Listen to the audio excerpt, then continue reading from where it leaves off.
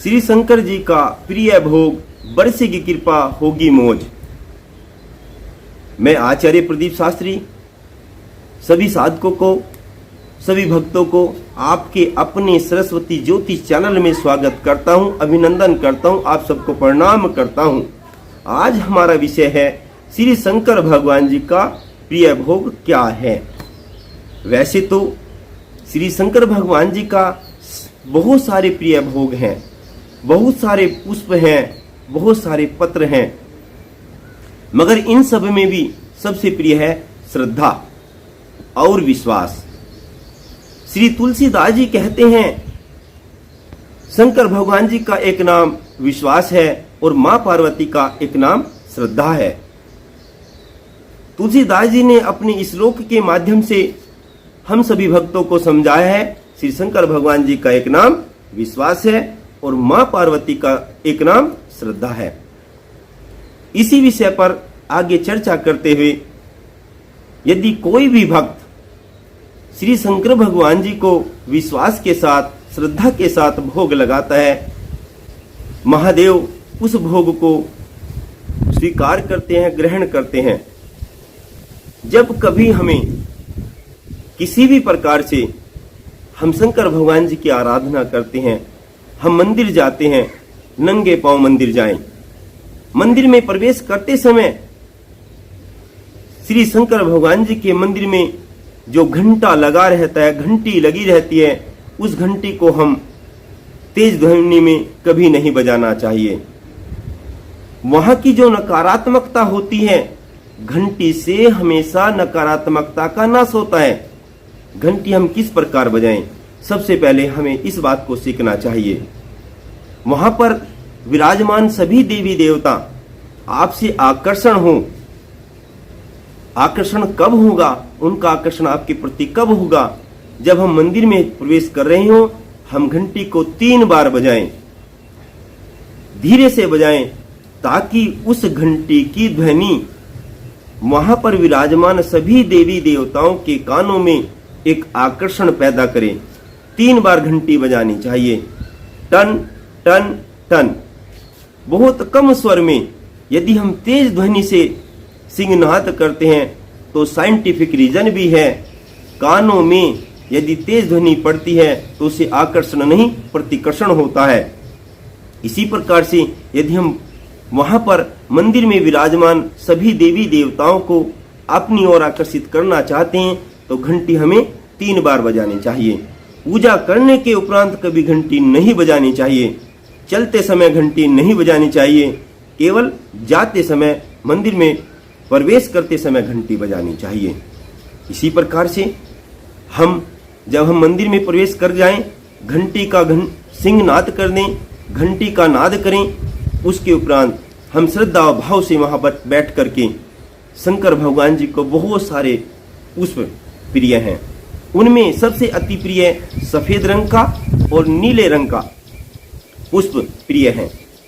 हम शंकर भगवान जी को यदि नीले रंग का नील कमल अर्पित करते हैं, विश्वास के साथ, श्रद्धा के साथ अर्पण करते हैं, तो मेरे भोलेनाथ उस पुष्प को स्वयं ग्रहण करते हैं और अपने भक्तों को मनवांछित फल प्रदान करते हैं।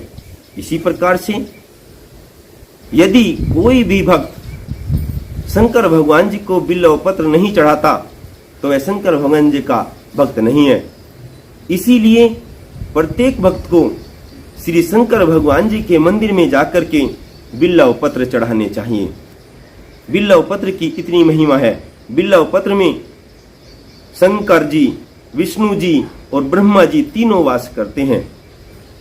बिल्व पत्र में यदि कोई भी जल चढ़ाता है और दीपक प्रज्वलित करता है तो माता लक्ष्मी उसके घर में हमेशा, माता लक्ष्मी का उसके घर में हमेशा स्थायी वास रहता है। इसी प्रकार से हमने शंकर भगवान जी के मंदिर में जाकर के महादेव जी को सफेद रंग का या नीले रंग का पुष्प चढ़ाया, बिल्व का बेल पत्र चढ़ाया और बहुत सारे जो भोग हैं, अन्न हैं, मेरे प्रभु को पसंद है, प्रिय हैं। उनमें से चावल भी पसंद है, गेहूं भी बहुत प्रिय है, मूंग भी बहुत प्रिय है, जौ भी बहुत प्रिय है, पंचामृत भी बहुत प्रिय है, इसी प्रकार से भिन्न भिन्न अंग प्रिय हैं, भिन्न भिन्न अन्न उन्हें प्रिय हैं। इन प्रिय भोगों में एक भोग है चावल की खीर का भोग। श्री शंकर जी को, महादेव को, अवधेश्वर महादेव को, अवधेश्वर महादेव जी को, पशुपतिनाथ को खीर का भोग भी बहुत प्रिय है।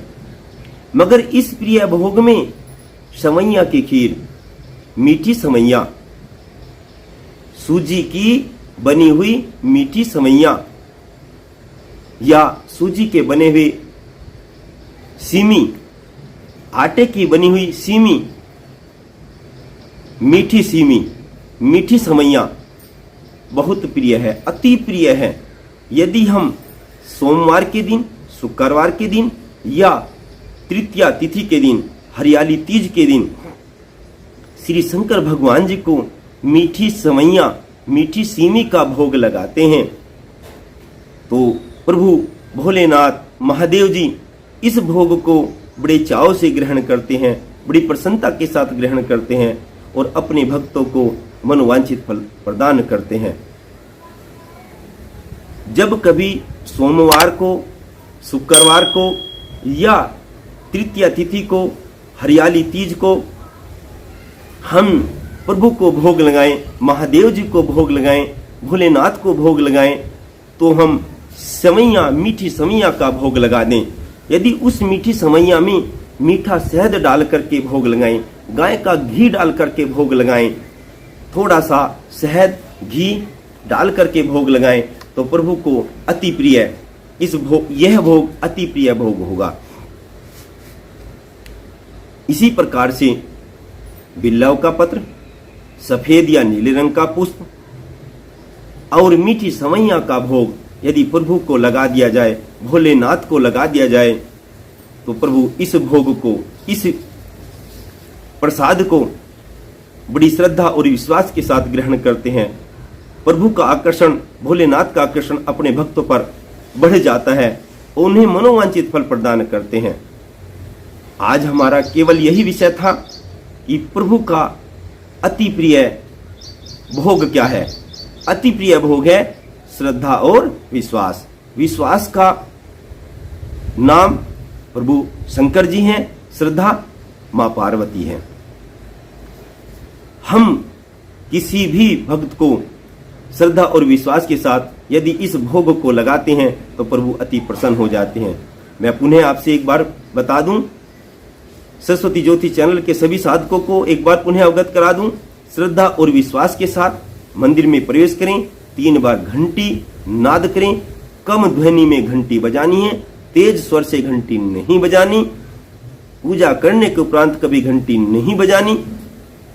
श्रद्धा और विश्वास के साथ मीठी सवैया, सफेद फूल या नीला फूल और बेल का पत्र यदि भोलेनाथ को अर्पित करते हैं, अर्पण करते हैं, चढ़ाते हैं तो प्रभु इसे बड़ी श्रद्धा और विश्वास के साथ ग्रहण करते हैं। उनका आकर्षण अपने भक्तों पर बढ़ जाता है। इस आकर्षण बढ़ने से प्रभु प्रसन्न होकर के अपने भक्तों को मनोवांछित फल प्रदान करते हैं।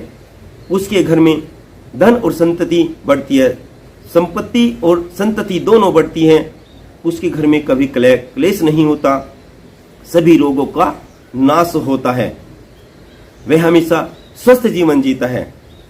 सरस्वती ज्योति चैनल के साथ को यदि यह वीडियो आपको पसंद आई हो, इसे लाइक करना, शेयर करना, बेल आइकन के बटन को प्रेस करना ताकि नई वीडियो की नोटिफिकेशन आपके पास तक पहुंचती रहे। जय हिंद, जय भारत, हर हर महादेव। ओम नमो भगवते रुद्राय नमः, ओम नमो भगवते पशुपते नमः, ओम गौरी शंकराय नमः। जय शिव शंकर।